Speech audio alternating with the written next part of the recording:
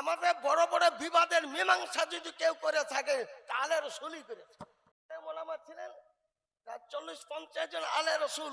একটা বিশাল আমাদের সুন্নি জামাতের মধ্যে একটা গন্ডগোল হয়েছিল। তো সকলেই বললো যে কোথায় মীমাংসা করবো, কোথায় মীমাংসা করবো?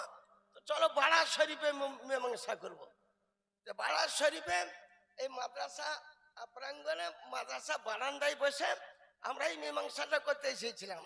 তাতে হুজুরের খরচও খুব প্রচুর হয়েছিল। অতটা লোক 300-400 লোককে খাবারও দিতে হতে, গোস্ত ভাতও দিল, নাস্তাও দিল, সমস্ত কিছু দিল। আর সসম্মানে উনি যেটা বললেন ওটাই আমরা। কিছু কিছু লোক বিরোধ সৃষ্টি করেছিল, তার এখানেও কিছু আছে। কিন্তু আল্লাহ রসুল এত বুর্দবার, এত হালিম, এত বুঝেন বরদাস্ত করেনওয়ালা। উনি ইচ্ছা যে সেদিন করতেন, সাহিস্তা করতে পারতেন, কিন্তু তা তিনি করেননি। তাই আপনাদেরকে আমি আরজ করি যে আজকে এখানে উরুস শরীফের মধ্যে আমি বাংলাদেশ গিয়েছেন, তো একজন প্রশ্ন করলাম উরুস শরীফ করা যদি হাদিস শরীফ থেকে প্রমাণ করতে পারেন তো জানবো যে আপনি বাপের বেটা। বলে ফতোয়া মালিকুল উলামা 306 পৃষ্ঠাতে লেখা আছে। এই আলা হযরত ইমাম আহমদ রাজা খান বেরেলভীর তিনি খলিফা। তিনি বলেছেন আয়েশা সিদ্দিকা রাদিয়াল্লাহু তাআলা আনহা রাসূলুল্লাহ সাল্লাল্লাহু আলাইহি ওয়াসাল্লাম যেন চাহরমের একটা মিলাদুন নবী করেছিলেন।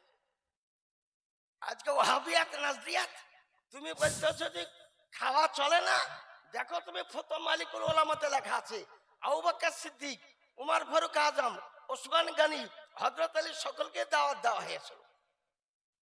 আবু বকর সিদ্দিক রাদিয়াল্লাহু তাআলা আনহু রাসূলুল্লাহ সাল্লাল্লাহু আলাইহি ওয়াসাল্লামের ওই দিন একটা কথা বলেছিলেন, আল ইয়াউমা উরসু রাসূলিল্লাহ সাল্লাল্লাহু আলাইহি ওয়াসাল্লাম, আল ইয়াউমা উরসু রাসূলিল্লাহ সাল্লাল্লাহু আলাইহি ওয়াসাল্লাম। আজকে রাসূলুল্লাহ উরুস শরীফ পালন করলাম, আজকে রাসূলুল্লাহ সাল্লাল্লাহু আলাইহি ওয়াসাল্লামের উরুস শরীফ পালন করলাম।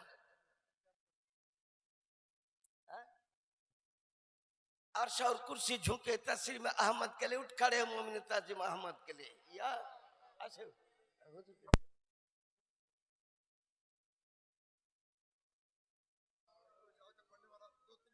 सलाम अलैका या हबीब, सलाम अलैका सलवातुल्लाह अलैका